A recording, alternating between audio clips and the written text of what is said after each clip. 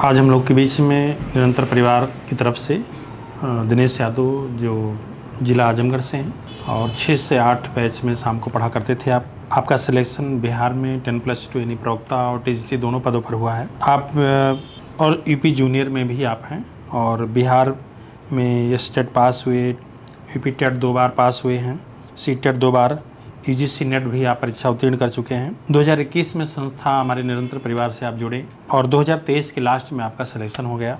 और जो हम लोग के बीच में है और हम लोग के जो मॉडल टेस्ट पेपर होते हैं परीक्षा के पैटर्न पे आप 75 प्रश्न से शुरुआत की हमारे संस्थान में और फिर अंतिम टेस्ट तक आप 115 तक गए हैं, 100+ जाते रहे हैं। ये रहा आप लोग की उपलब्धि और देखा जाए तो आपने 2 नौकरी पाया है जो आज हम लोग के बीच में है और बहुत ही शालीन तरीके से, गंभीर तरीके से इस निरंतर परिवार से आप जुड़े रहे।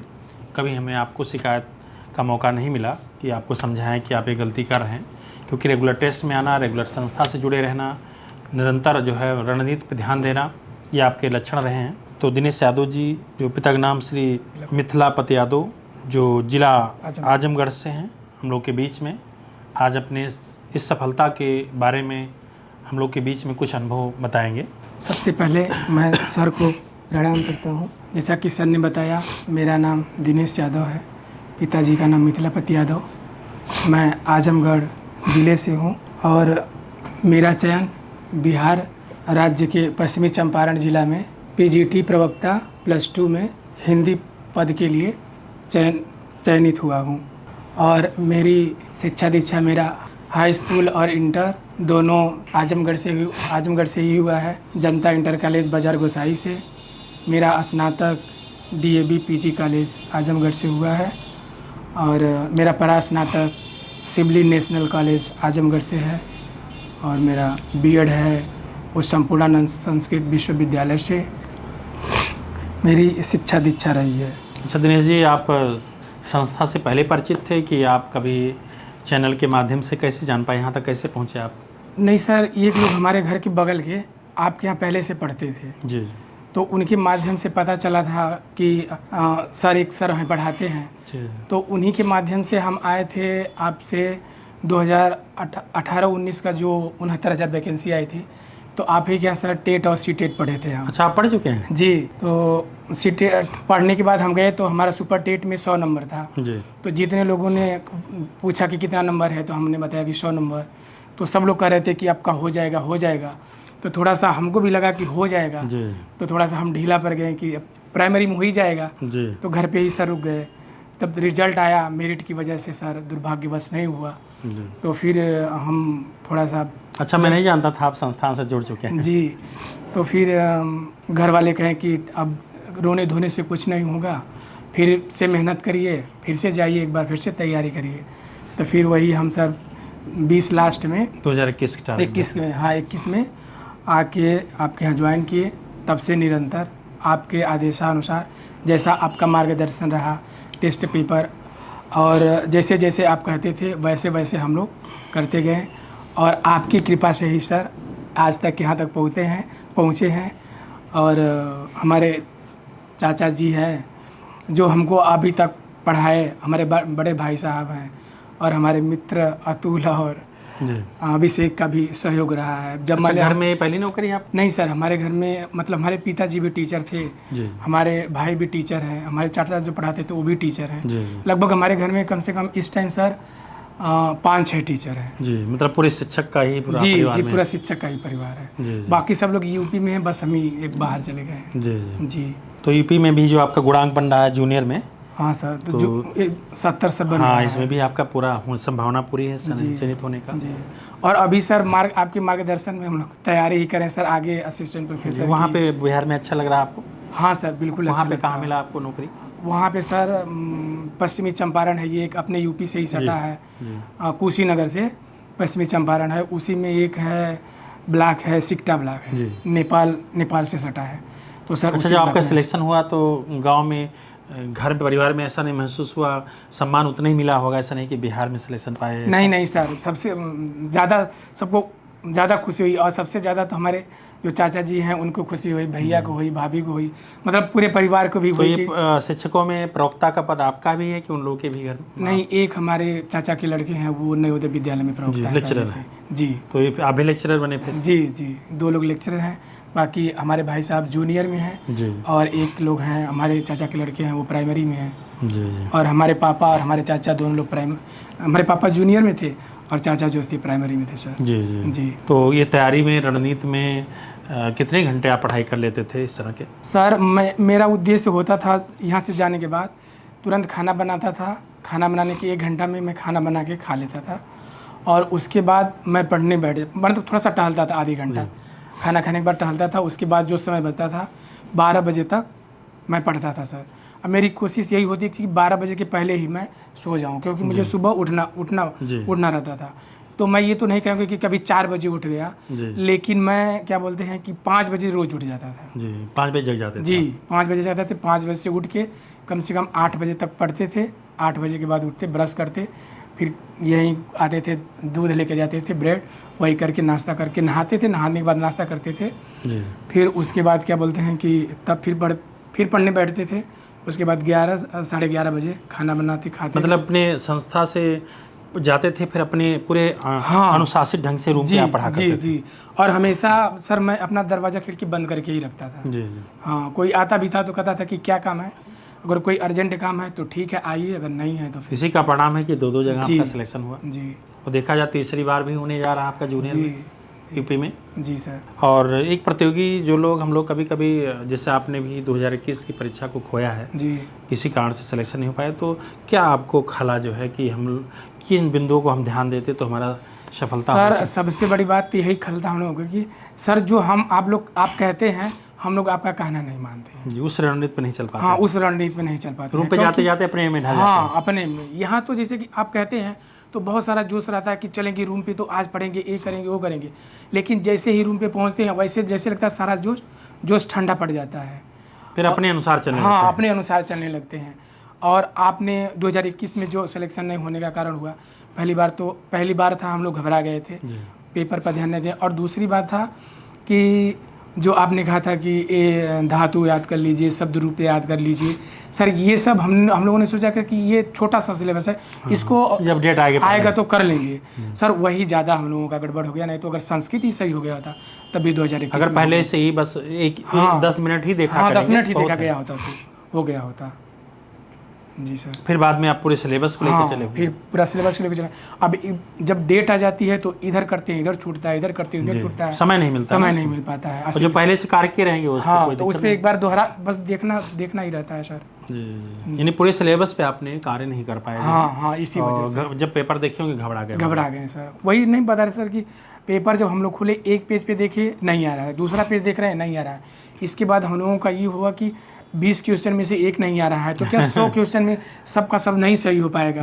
अब तो हम लोग सिलेक्शन से बाहर हैं। जब आदमी घबरा जाता है तो वो संतुलन खो देता है और उसके सोचने समझने की क्षमता नहीं रह जाती है।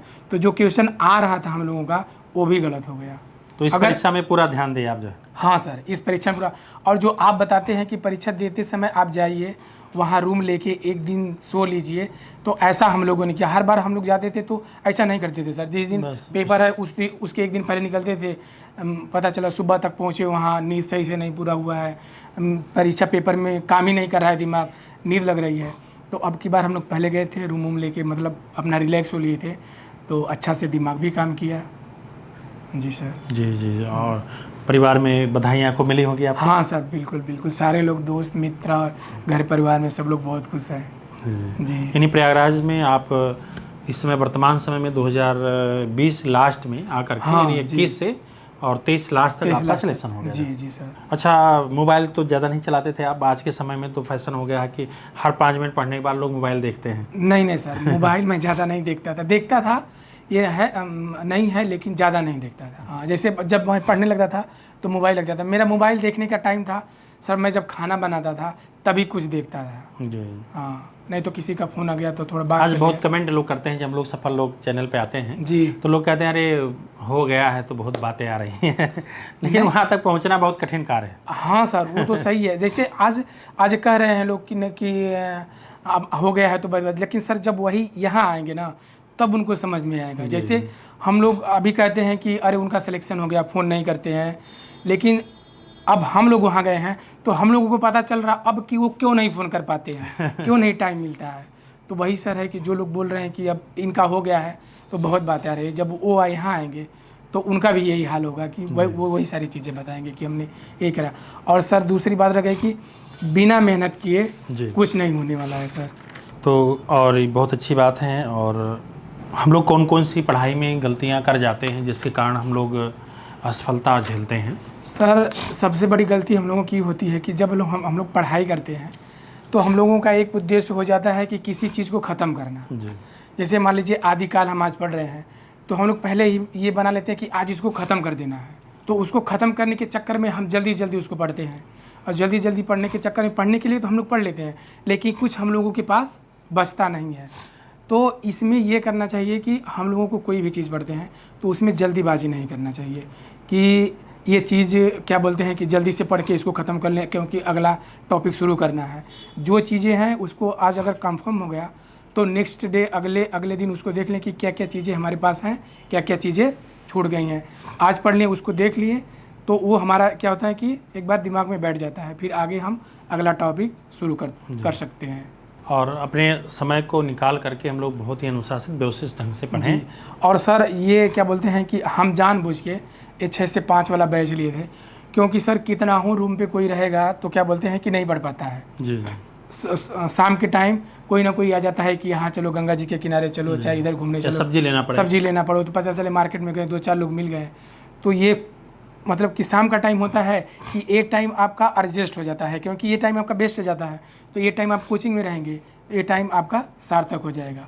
और सुबह मान लीजिए सुबह है तो सुबह को करने के लिए कर लेंगे, लेकिन फिर वही शाम वाला टाइम आपका बेकार जाएगा। बहुत अच्छा लगा दिनेश जी, आपने ये सुझाव दिए। जी सर। और जितने लोग भी जीवन में अगर असफल हुए हैं, देखिए जब लोग आप निराश हो जाइए तब निरंतर परिवार का सहारा लीजिए, क्योंकि आपकी निराशा जो होगी ना तो हम उसको आशा में पॉजिटिव करके हम लोग उस चीज़ को पढ़ाई करा सकते हैं। आप लोग के बहुत सारे लोग अगर पॉजिटिव हैं तो कोई दिक्कत नहीं है, आप लोग स्वयं पढ़ाई करिए।